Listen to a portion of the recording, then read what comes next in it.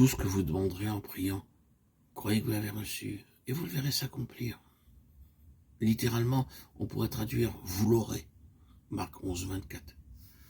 D'après notre compréhension des choses, prier, demander est une action présente, mais « vous l'aurez » se situe dans le futur. Entre la prière et son accomplissement, il y a un intervalle de temps. Je prie maintenant pour la guérison d'un malade. Je prie maintenant pour le salut des pécheurs. Je prie maintenant pour la réussite de l'œuvre de Dieu. Mais je ne sais pas quand le malade sera guéri, quand ce pécheur en particulier sera sauvé, et quand cette œuvre sera accomplie. Selon notre conception des choses, la réponse à la prière interviendra dans le futur. Cependant, ce que le Seigneur Jésus déclare dans ce passage est très surprenant. Il nous montre ce qu'est la véritable foi. Il affirme que tout ce que vous demanderez en priant, croyez que vous l'avez reçu et vous l'aurez. Marc 11, 24. Nous modifions souvent le sens présent de ce mot « recevoir » en un futur plus ou moins lointain, laissant apparaître notre incrédulité. Une seule sorte de foi est la véritable foi. C'est celle qui croit que Dieu est. Croyez que vous l'avez reçu signifie pour moi que je crois que je l'ai reçu maintenant, présentement, ici et maintenant, à l'instant T, et que je n'attends pas le recevoir dans le futur. Voyons-nous maintenant combien cette approche diffère de notre concept naturel du futur, car en Christ, il n'y a pas de temps conjugué au futur. Ne recevons pas ces paroles comme si elles n'étaient qu'un enseignement de plus. Nous avons besoin de réaliser qu'il doit y avoir une contrepartie spirituelle effective dans nos vies. Nous ne pouvons pas nous permettre d'être négligents à l'égard de ces choses. Dans le long passage de Marc 11, 12, 24, nous voyons que le Seigneur Jésus, sur le chemin allant de Béthanie à Jérusalem, eut faim.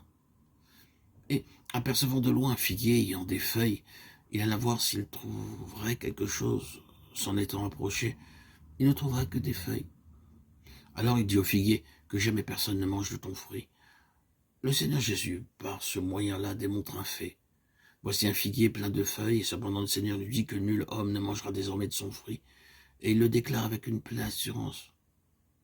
En quoi réside le secret d'une telle assurance? Ce secret est révélé dans le verset 24, car ce que le Seigneur dit dans le verset 24 fait suite à l'histoire du figuier relatée dans les versets précédents. Relisons une fois encore ce que dit le verset 24. C'est pourquoi je vous le dis, tout ce que vous demanderez en priant, croyez que vous l'avez reçu et vous le verrez s'accomplir. Or, c'est ainsi que le Seigneur a agi à l'égard du figuier, car il n'a pas attendu que le figuier soit mort avant de prononcer sa malédiction sur lui. Pas du tout. C'est lorsque le figuier était encore plein de feuilles qu'il a déclaré que plus jamais personne ne mangerait de son fruit, alors que le figuier était encore luxuriant. Le Seigneur Jésus, par les yeux de la foi, percevait qu'il était déjà mort et que nul ne mangerait plus de son fruit. En d'autres termes, avant même que le figuier ne soit réellement mort, le Seigneur avait déjà vu la réalité de cette mort. Ainsi donc, c'est la foi qui croit que vous l'avez reçu. La foi ne voit pas un fait s'accomplissant dans le futur, mais quelque chose qu'elle a reçu maintenant. Ceux qui ne connaissent pas encore le Seigneur ne connaîtront pas jusqu'à ce qu'ils puissent le voir dans le futur. Mais ceux qui connaissent le Seigneur le connaissent maintenant et non pas dans le futur. Ils le connaissent déjà avant ce jour où ils le verront, car la connaissance est de nature subjective. N'oublions jamais que dans le domaine spirituel, tout est une réalité présente et non pas future. Dieu est celui qui est. Je suis maintenant et non pas je serai. Marc 11, 24 souligne très clairement un autre point, c'est que Dieu fit tout par le Saint-Esprit.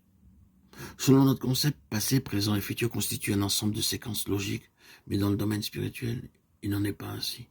Tous ceux qui ont une certaine expérience seront d'accord avec nous en témoignage qu'il n'y a ni passé ni futur dans les choses spirituelles, mais seulement le présent.